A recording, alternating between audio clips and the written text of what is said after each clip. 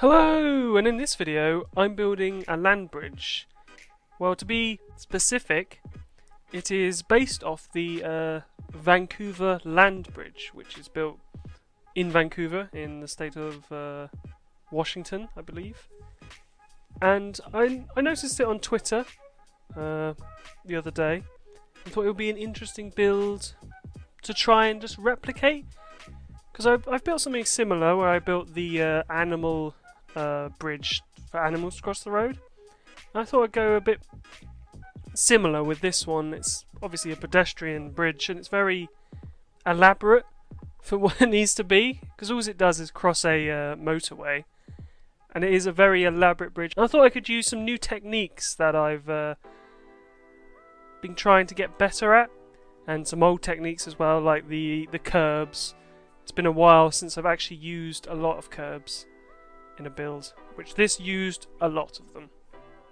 So at the start I used pedestrian roads and then realised that it wasn't really going to be wide enough for pedestrian roads, so well, they weren't even roads actually, they were pedestrian paths, so I upgraded them to roads. The roads weren't even really wide enough, and then I remembered that there is this pedestrian path with the bike lane in the middle. So I upgraded to that for the big part of the bridge, and then the smaller parts are just pedestrian concrete roads, nothing special. And as you can see here, I'm throwing up the curbs on the side to create a sort of wall. They weren't really symmetrical on either side at all, but it is very just annoying to place these curb walls because it takes such a long time, because you've got to place them with the prop line tool. You've got to move them out of the way so they're on the flat bit of land, copy them back, and then with Move It you place multiples on top of each other to build the wall up. And this can take a while if you get some complicated shapes going, like this sort of spiral pattern at one end. Didn't really go how I planned it would, because I sort of messed up how it should connect with the bridge. But in the end, hiding it with bushes and some of Ronix's grass, like poppable asphalt grass. Poppable asphalt grass doesn't really make much sense, but it's the ploppable grass, which is like the texture, which you're going to put decals on top of. That hid it, and it's basically just about hiding the flaws. There are some weird flaws in this design. Also, this like a middle path that I'm creating right here, which is like a wavy path, I really don't like the shape at all, but I found it really difficult to draw a shape because it was underneath the bridge. What I could have done is maybe drawn the bridge somewhere else and drawn on it on ground level and then moved it into place to get a better shape going. But I literally did not think about that until literally just now. So it's not going to happen. I'm not going back and doing that.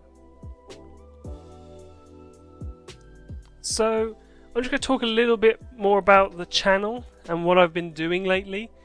Because as you may have noticed, there's been a lack of videos, and there's also been different videos. I've just done cinematic videos, mainly because I just haven't been feeling making YouTube videos or making City Skylines or even playing City Skylines. I mean, there was a point last month where I didn't play it for 2 to 3 weeks.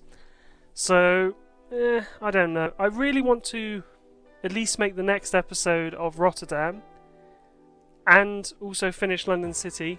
No idea when that's going to happen. I'm so close on both of them, but I just can't be bothered to do it. I don't know why. I just don't feel the want to finish them, which is a shame because I really like them when they're done, but I just haven't felt the need to do it. I sort of just want to build what I want to build, which at the moment is this land bridge, Vancouver land bridge. I also have another video coming up shortly. It's a like a protected cycle pedestrian sort of Dutch inspired thing. I do a lot of Dutch inspired things, so you've probably seen it before. But so that's a little bit more what's going on in the video.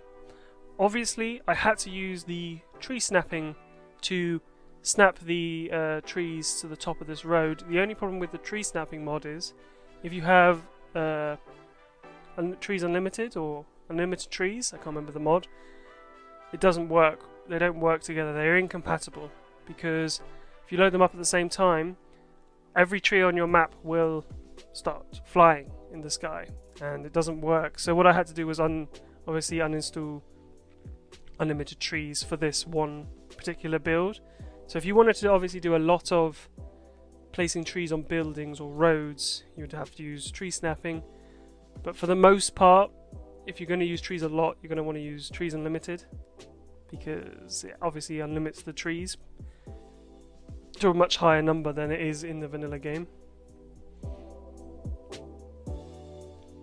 And here I am using Lost Gecko's walls, which I haven't used very much at all in any of my builds. I always forget that they exist, and they're really amazing. They're used obviously with the same sort of system that the keys in the vanilla game are used with, so you can get some nice slopes and curves with these, and obviously they're not props, so they don't up your prop count. There are a load of people who've uploaded really cool stuff on the workshop, like loads of different walls and loads of different stairs and different seawall assets are really nice.